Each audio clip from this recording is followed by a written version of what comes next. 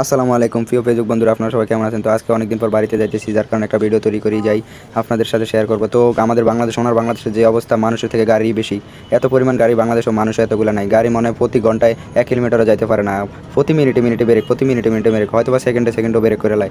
তো এত পরিমাণ গাড়ির অবস্থা, যা যানজট চলাফেরা করে যারা, তারা হয়তো জানে। কারণ গাড়ির যে অবস্থা, ঢাকা শহরে এক স্থান থেকে অন্য স্থানে যাইতে 2 ঘন্টা সময় লেগে যায়।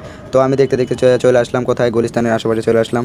তো বাড়ির উদ্দেশ্যে যাবো, যেহেতু আসলে মনটা অন্যরকমই আনন্দময়, কারণ অনেকদিন পর বাড়িতে যাইতেছি। তো চলতে চলতে চলে আসলাম গুলিস্তান আসলাম, দেখি দুই একটা চোরা মোবাইলটা কিনতে পারি কিনা। আর সালার চোরা মোবাইলটা কিনা যাইবে না, কারণ আমি চোরা মোবাইল কিনলে পরে পুলিশে ডলে তোলে সমস্যা। কারণ ছাত্রলীগ আগে যদি আমলিক ক্ষমতা দেখলে ছাত্রলীগের নামটাম করে হয়তো বাঁচিয়ে যেতে পারবো, কিন্তু এখন তো সালার পুলিশের যদি আমি ছাত্রলীগ কই, আরও আমার হোক বাচ্চা লাতি দিব।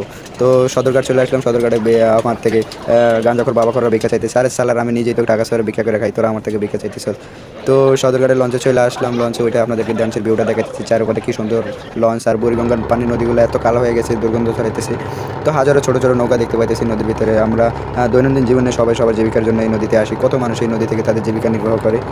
এবং হাজার হাজার মানুষ দিন তাদের ঘর থেকে বের হয় তাদের জীবিকা নির্বাহ করার জন্য। তো নদীটা দেখতে আসলে খুবই সুন্দর লাগতেছে। তো অনেকদিন পর গ্রামে যাইতেছে, তো খুবই আনন্দ লাগতেছে। আসলে গ্রামের যে প্রাকৃতিক ভিউটা, আসলে আমরা শহরের প্রবাসে যারা বাইরে থাকি, তারা হয়তো দেখতে পাই না। কারণ শহরে সারাদিন শুধু বড় বড় অট্টালিকা অট্টালিকা, এগুলো দেখতে দেখতে আর ভালো লাগে না। গ্রামের গাছপালা, প্রকৃতি হলো আমাদের শান্তি, কারণ আমরা গ্রামের ছেলে, যাতে গ্রামে শান্তি উপভোগ করতে পারি। তো অনেকদিন পর গ্রামে যেতেছি। তো যারা লঞ্চে যাতায়াত করেন তারা জানেন লঞ্চে চড়াটা কতদিন শান্তি। আসলে গাড়ি দিয়ে যারা যাতায়াত করি অনেক শান্তি লাগে না, কারণ গাড়িতে ওয়াশরুম করতে খুবই ঝামেলা হয়ে যায়। গাড়ি জাম আর জাম, আর লঞ্চ যখন একবার ছাড়ে তখন আর বন্ধ হওয়ার কোনো অপশনই নাই, একবারে গন্তব্য পর্যন্ত চলতেই থাকে।